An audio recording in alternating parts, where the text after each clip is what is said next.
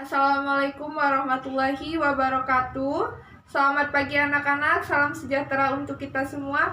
Tabipun. Baiklah, sebelum kita mulai pelajaran pada pagi hari ini, alangkah baiknya kita berdoa terlebih dahulu. Kepada ketua kelas, disilakan untuk memimpin berdoa.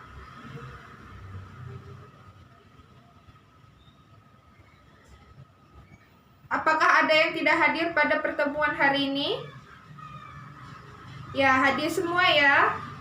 Baik, sebelum kita melanjutkan materi kita, Ibu akan membahas sedikit mengenai materi kita pada minggu lalu. Apakah ada yang masih ingat materi kita minggu lalu? Ya, benar. Materi kita minggu lalu membahas tentang teks berita. Ada yang masih ingat apa itu teks berita? Ya, teks berita adalah teks yang berisi tentang suatu informasi atau suatu peristiwa yang terjadi yang berhubungan dengan fenomena-fenomena alam. Nah, di dalam teks berita itu mengandung struktur. Strukturnya ada 3, yaitu yang pertama orientasi berita, yang kedua peristiwa, dan yang ketiga sumber berita.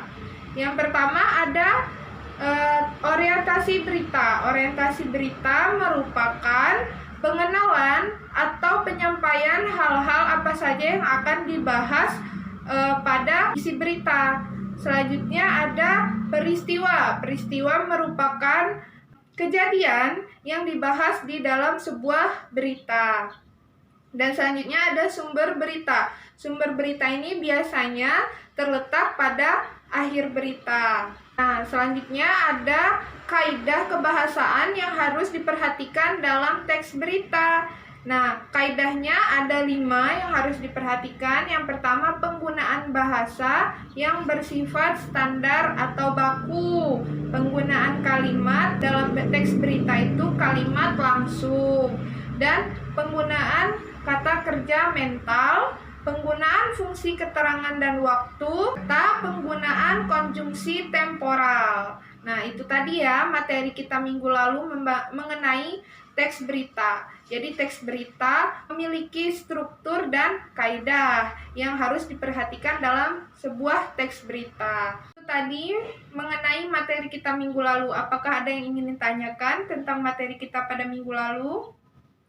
Tidak ya, sudah paham semua.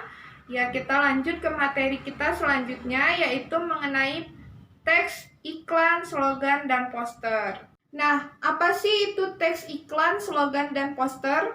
Sebelumnya, Ibu akan membahas terlebih dahulu mengenai iklan. Iklan merupakan sebuah pemberitahuan mengenai kepada khalayak umum mengenai suatu barang atau jasa.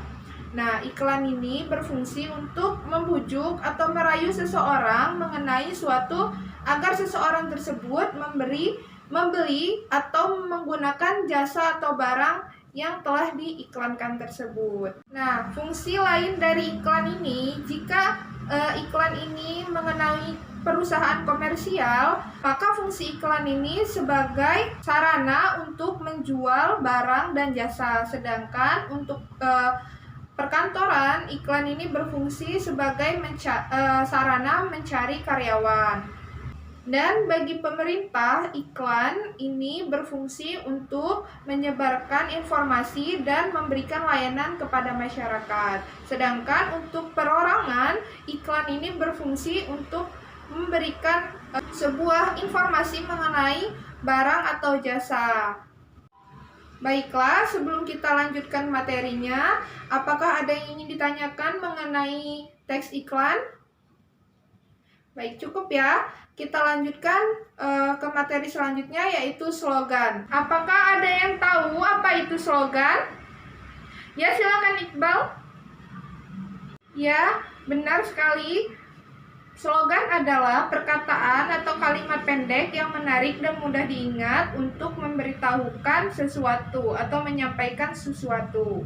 Slogan juga bisa disebut sebagai moto atau semboyan yang mengutamakan kepadatan makna dalam kehematan dan menggunakan kehematan kata-kata dalam menyampaikan sesuatu informasi. Selanjutnya yaitu poster. Poster adalah plakat yang dipajang di tempat-tempat umum. Poster juga hampir sama dengan iklan yang berfungsi untuk memberikan pemberitahuan atau hal-hal baru kepada khalayak umum. Nah, sebelum kita lanjut ke materi selanjutnya, apakah ada yang ditanyakan mengenai pengertian poster, slogan, dan iklan? Jika tidak ada, kita akan melanjutkan materinya, yaitu persamaan iklan, poster, dan slogan. Nah, persamaan iklan, poster, dan slogan ini yaitu merupakan sama-sama teks persuasif yang mengandung pesan kepada khalayak. Tujuannya sama-sama untuk membujuk khalayak agar membeli atau menggunakan jasa yang telah diiklankan. Iklan, slogan, dan poster. Perbedaan iklan, slogan, dan poster adalah iklan memadukan unsur gambar, suara, dan kata-kata serta dikemukakan pada media massa.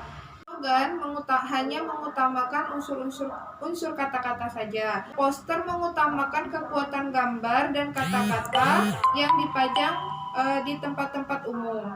Baik, sebelum kita akhiri pelajaran kita pada hari ini, apakah ada yang ditanyakan untuk materi hari ini? Tidak? Cukup ya? Berarti kalian semua telah memahami materi yang telah Ibu sampaikan. Baik, kita cukupkan materi kita pada hari ini. Ibu akhiri, wassalamualaikum warahmatullahi wabarakatuh.